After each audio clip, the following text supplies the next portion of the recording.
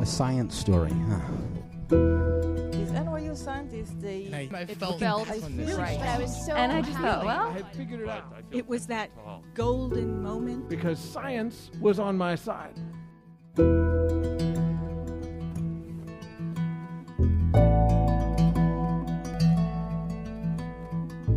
Hey everyone, and welcome to The Story Collider, where true personal stories about science help us make sense of just how weird, complicated, and deeply human this world can be. I'm your host, Misha Gajewski, and happy Women's History Month! This month, all of our episodes feature women, duh, but they also touch on topics that have often been dismissed because they are inherently feminine. Today's episode is about hair. Now, hair might seem like something silly or superficial, but as Fleabag so eloquently put it, hair is everything. Hair can make the difference between a good day and a bad day. It is seen as a symbol of fertility, and for many of us, it carries history, identity, and meaning. In today's episode, both of our storytellers explore the unexpected power their hair holds. Our first story comes from Carissa Sherman, a fifth-year PhD candidate in the Human Medical Genetics and Genomics program at the University of Colorado, Anschutz Medical Campus. Her story was first performed at a show last year in Bethesda, Maryland, that we did in partnership with the Howard Hughes Medical Institute Gilliam Fellows. It was later recorded in her home in Aurora, Colorado. Here's Carissa.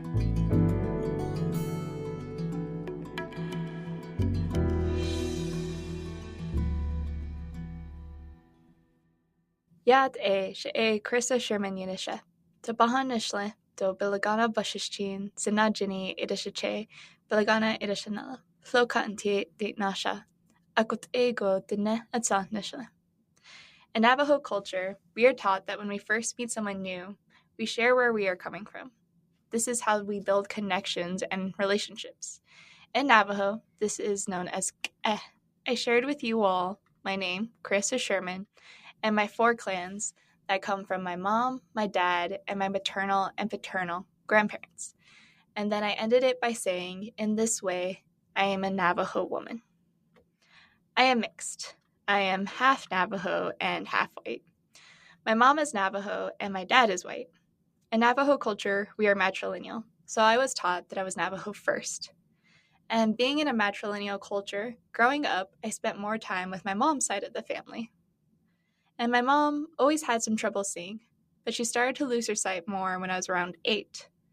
And I was taught that my mom and uncle were blind because my grandma had done something taboo, something that was against Navajo traditions. While my grandma was pregnant with my mom, and later my uncle, she had looked into the eyes of a dying animal. I was brought up with several ways of knowing and understanding the world around me. So it was particularly frustrating when people would assume I was full white and would say to me, "No, you're not Navajo. You're white. You look white, so you're white." Each time I heard this, I felt part of me erased away. I felt my story, my upbringings, my knowledge denied because I apparently didn't look the part. And as I got older, I started to wonder more about why I looked the way I did, why I looked more like my dad. And I remember sitting in my 7th grade biology class, and my teacher is at the front of the room. And they're teaching us about genetic traits using those square boxes on the whiteboard. And on my worksheet, for a recessive trait, I mark my boxes big B, big B, big B, little b, big B, little b, little b, little b. And as I stare at those numbers, I think about my mom and uncle. While I knew my grandma's side of the story, I also knew that my mom and uncle are blind from a recessive condition known as retinitis pigmentosa. There were 4 siblings, and the middle 2 are blind. I was like, the math, it ain't mathing. So as I learned about Punnett squares and talked to my mom and grandma about those numbers, my interest in genetics grew. I was also curious about myself. What could genetics tell me about me? Could someone look at my DNA and say, yup, she's Navajo? Could I have undeniable evidence that I was Native? But I would try to remind myself of my family's words. Your mom is Navajo, so you are. But as I got older, I would look at my mom and her side of the family. Everyone had brown skin, black hair, and spoke fluent Navajo. I felt more aware that I didn't look like my family, and I felt like I didn't belong. In fact, one time, on the reservation, I'm visiting my grandma and just walking down the highway, listening to my MP3 player. I hear sirens and take out my earbuds to see a tribal cop pulling me over. He steps out, asks where I'm going, and I tell him to my grandma's house. And he says he pulled me over because, and he hesitates on how to phrase it. He says, "You didn't fit into the environment." I wasn't too surprised by this interaction, but my grandma was furious. I've often felt like I've had to try twice as hard to be an ideal Navajo woman, Diné, because I was half, and because I was afraid of disappointing my family, especially my grandma. And one way I tried to uphold our customs was to keep my hair long, because my grandma said our hair is sacred, and it's where our wisdom is stored. Deep down, too, though, in addition to being afraid of letting my family down, I was afraid that without the labels of a Navajo woman, of a Navajo daughter, I wouldn't know who I was. So yes, I was drawn to genetics, to see what it could and couldn't tell me about people. But I was also interested to see how genetics could be used to treat genetic conditions. I thought about the potential for my mom and uncle to have their sight back. But in high school, as I was figuring out what I wanted to do with my life, I found out that the Navajo Nation has a ban on genetics research since 2002. And I was a bit sad as I thought about people like my mom who may not have access to genetic resources on the Navajo Nation. I was disappointed in the ban, but I still wanted to study genetics. And I used to hear how other students would share how important it was to them to have mentors who looked like them and understood them. But I couldn't. Before beginning grad school, I did a summer internship with the Genome Sciences Department at the University of Washington.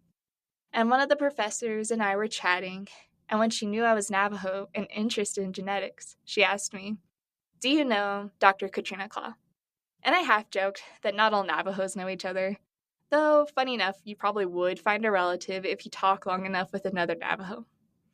But the professor was like, "No, you need to meet her."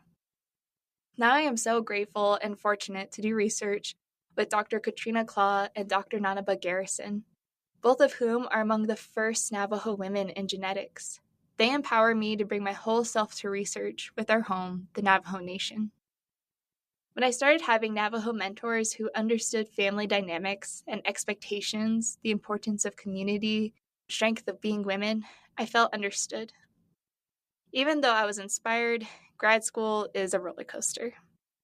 I struggled with imposter syndrome, and deep fears and insecurities of not being enough started to fester again. I was told I was too quiet in my classes, too green, and that I needed to be more confident. So not only did I feel like I wasn't native enough, I was feeling like I wasn't smart enough, just felt like I wasn't enough. And one day, inspiration hit. I'm watching a horror movie, Abigail if you've seen it, and one of the characters has shoulder-length, shaggy hair with bangs, and I'm thinking to myself that it looks pretty cute. Impulsively, I go to a Great Clips. After all, I'm on a grad school budget, and I'm nervous. I'm pretty sure my grandma's going to yell at me, but I tell myself it'll probably be a while before you see her anyway. So I sit down in the hairdresser's chair, and I show the picture of the girl from Abigail to her. And she eyes me and asks me, "Are you sure?" Is it so clear that I'm nervous? Does she think it's going to look bad? Yes, I'm sure, I say, knowing full well I'm not. I feel like I can't breathe as I hear the first snip. But as I feel my head slowly feel lighter, I feel lighter all over. It's easier to breathe. Yes, I carried wisdom in my hair, but I also carried a lot of stress and sadness.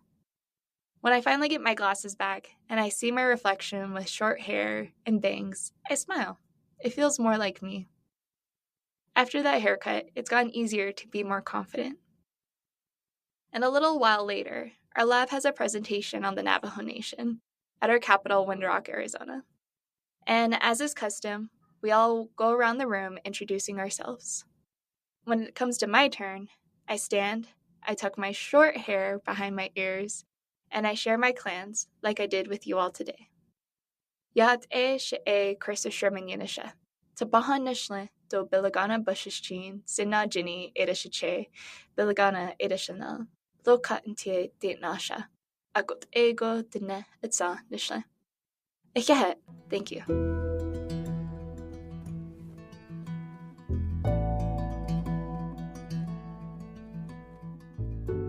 The transformative power of a great haircut. I love that story from Carissa, and if you'd like to learn more about her, you can head to our website at storyclatter.org.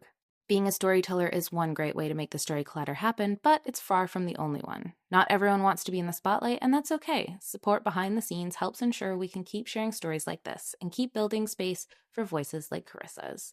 Now, more than ever, we need to amplify the voices of scientists and science communicators whose stories might otherwise go unheard.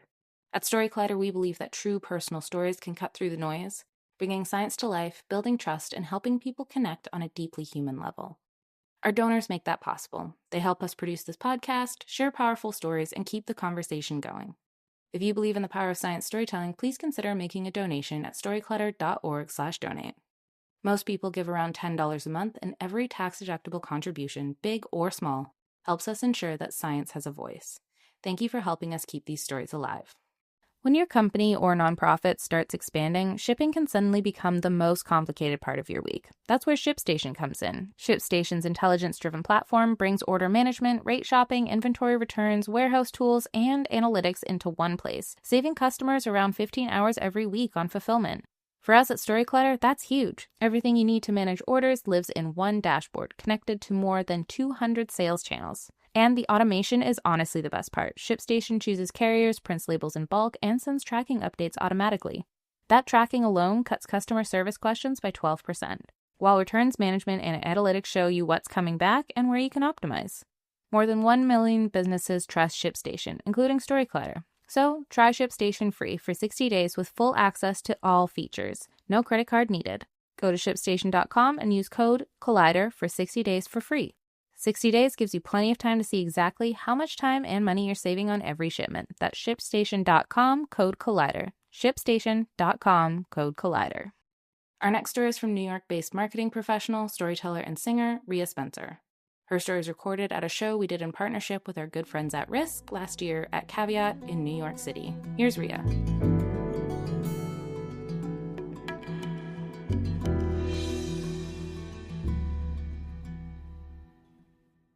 Saturdays are always kind of like exciting days with a lot of stuff that was going on back when I was a little kid at my Nana's house. Aunts, uncles, cousins would be coming in and out, and there was cooking to be done, there was shopping to be done, and in the afternoons, typically when all the chores were finished, the girl cousins would go over to Miss Atkinson's beauty shop to get our hair hot combed into submission, and the boy cousins would walk up the hill to Nathan Dindy's barbershop where they would get their head shaved and polished to the point where it practically like gleamed in the sun. So this particular Saturday, there's like something else that's in the air. And even though I'm a little kid, I can feel that something's kind of off because my mother and my grandmother are talking to me in that sugar plum voice that adults use for little children when they're trying to make like there's nothing wrong and you know in your gut there is something very, very wrong. And they're talking about a doctor's appointment that I had a couple of weeks before. I'm 6 years old, and we went to the pediatrician to be able to talk about my owies. Because I have these, like, red scabs and yellow pussy spots and stuff like that all over my entire scalp. And I know that you're not supposed to scratch them, but they're itchy.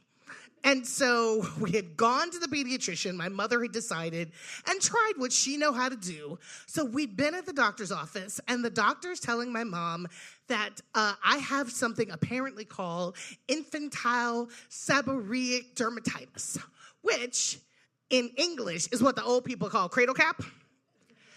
Newborns get cradle caps. You know, babies get cradle caps. Kindergartners don't get cradle cap. 5-6-year-olds don't get cradle cap. Guess who has cradle cap? And I got it bad. I am like, call me itchy and scratchy. The stuff is just actually happening everywhere. And there was this conversation that was taking place, and I see my mom getting more and more anxious, and she's asking questions like, are you sure there's nothing else? Is there nothing else we can do? And she's saying, well, don't forget that it's really important to have good contact when you're going through and you're doing this treatment. So it would really be best. And we need to be able to get underneath the hair because I'm a little black girl. I got a little black girl fro. And as they were having this conversation, I see my mom become convinced, and that's when it is decided that the best way for me to receive the treatment I need is for them to shave my head. Now, shaving your head, so let me just take a step back and say, here's the thing about shaving your head. It's like, this is Arkansas. I'm a little girl. This is Arkansas. And so we are Southern, but not only am I Southern, I'm black people Southern. So I'm real Southern. And your hair is a thing. Your hair is your crown. This is your calling card. This is the thing that people talk about. People will talk about like the good head girl, this, that, and the next thing. My sister was known as a child with good hair because she had the thick hair that was down to her shoulders. The longer the hair is, the better. In her pigtails that would like flow behind her if she was running or riding a bike. And my cousin Lynette, she had like what they call water wave hair, which is you could just sprinkle some water on it and you could twirl it like around your finger and it fell in these little locks in and around her face and framed it perfectly. And I had good enough to not shame the family hair. And now they were gonna have to cut it all off. So my mom and my nana, in their sugar plum voice, is letting me know that I'm on my way up to Nathan Dindy's barbershop, and I am floored. 5, 6-year-old girls do not go to the barbershop. The barbershop is the definition of man land. There is a very, very clear divide, and this is not a place that little girls would ever tread. My cousins had told me that inside of the barbershop, it's like the men get in there and they yell and they talk politics and they talk sports and they talk trash and they even use some of the words that I'm not supposed to know what those words actually are, but I've heard them on the Richard Pryor records late at night, but don't tell anybody. They use those words there too. So I cannot believe that I'm actually going to the barbershop. As we get there, it's kind of like they can't believe, frankly, that I'm in there either. So you have them, ever walk into a room and it was like, pause. Like people like mid-page turn, mid-checker drop. They were like, what in the world is happening here? Because I come in with my mother, who is a self-proclaimed, and rightly so, Southern belle from her head to her toe. I am in my very best garanimals with my color-coordinated little patent leather purse. And I come pumping into the barbershop, and have you ever been in a room where you can watch everybody looking, but they're trying so hard not to look that they're actually like just staring? And we all know what you're looking, and I don't have a real sense as to why. Nathan Dindy's barbershop is an institution. Nathan Dindy is one of my grandfather's best friends. In a time of crisis, you rally to your people. So Nathan Dindy is the only person that my mom will trust with this assignment. So there's 3 chairs lined up. I am in the center chair. So if you can imagine this going along, it's like, I am in the center of the barbershop. I am the show. As I walk up to him, Nathan's like, well, you know your granddaddy already called. You ready to hop up? I'm like, yes, sir, I am. So I shimmy into the grown-up barber chair. I am too young, too small for said chair. So I have to like jump back down. And then he puts me on those 2 yellow pages when we had the extra thick yellow pages. So I shimmy back up and I sit on the yellow pages and he puts the cape all the way around me, and I'm swimming in it, but I can just see the tip of my Buster Brown shoes. And I sit, and my mom is leaning forward, and the men out of the corner of their eyes are trying not to stare. And it starts to happen. cut, fall, cut, fall. Puffs of hair hitting the ground. The puffs of hair, like in little girl land, watching yourself being stripped of all the things that would make you the pretty little thing like they showed you, or like they would always tell you, and it's all falling off my hair and falling off my head, my hair. And I'm sitting there, and all I can think is like, I'm looking at my mother, and she's smiling back at me, and big girls don't cry. I absolutely, positively will not cry. But then the sound of the clippers begins, and it's buzzing, and it's loud, and I'm trying not to squirm and make it all the way through. And the conversation in and around the room, it's almost like it's dimmed a little bit, because as I'm sitting there, Nathan Dindy takes a towel, and he's gently wiping in and around the scabs, the rest of my hair going through, hitting the floor. And I'm sitting, and I don't really know what happens next. He spins me around in the chair, and he gives me a giant hand mirror, and I can see myself. And, you know, all the things that I'd heard about, like the water wave hair, the really, really pretty hair. It's like, I don't have any of that hair anymore, and I look a little scrawny. But I think I look okay. Do I look okay? Like, I think maybe this is okay. And I smile. And you could feel the barbershop exhale around me. You could feel, and it was like, woof. And I'm looking, and I'm like, you know, I mean, I don't want to look like a boy, but my hair isn't shiny like the boys, and I know it isn't as long as the girls, but hair's not the only thing that makes you a girl, and I think this is all right. And then my mom from somewhere, she has a scarf, and she ties the scarf around my head, but she ties it around my head and neck with the bow the grown-up way, where you have a little strap at the end of it that you could throw over your shoulder, and I look like Tabitha from Bewitched. I am now inspired.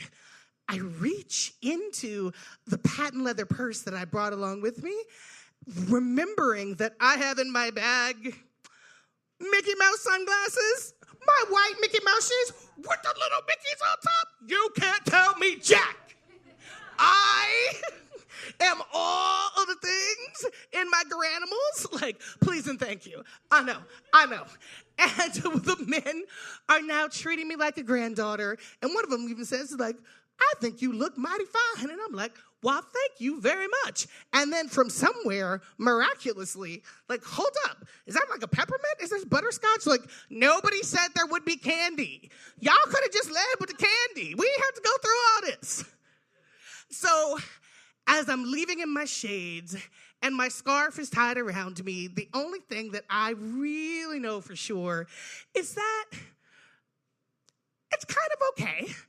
I got to go to Nathan Dindy's barbershop, and I had probably the most special day of all of the girl cousins and all the boy cousins all together, and I cannot wait to finish my butterscotch and tell them. Thank you.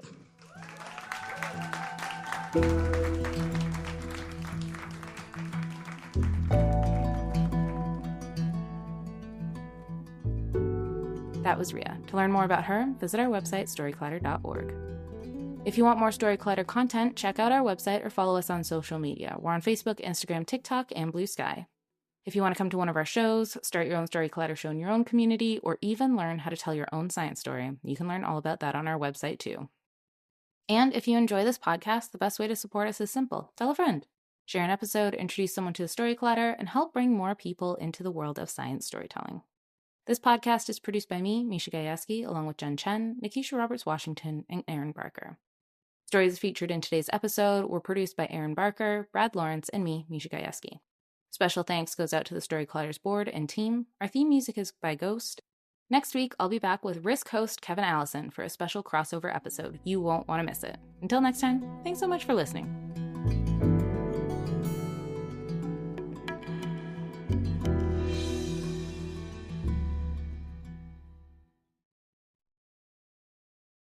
Looking for a podcast that helps you make small, smart changes that add up to a healthier life? Check out All the Hacks. Host Chris Hutchins brings on experts who break down complex topics into simple, useful advice. And one episode I just recently listened to is all about optimizing your oral health with Dr. Mark Berhenna. It dives into everything from the ideal daily routine and the effects of mouth breathing to the truth about fluoride, nutrition, and even how to choose the right dentist. It's one of those conversations that makes you rethink something you do every single day and shows how oral health connects you to your overall well-being in ways most of us never learned about. Whether you're focused on health, habits, or just leveling up your everyday routines, there's something on All the Hacks for you. Search for All the Hacks. That's All the Hacks in your podcast app, hit follow, and start upgrading your life today.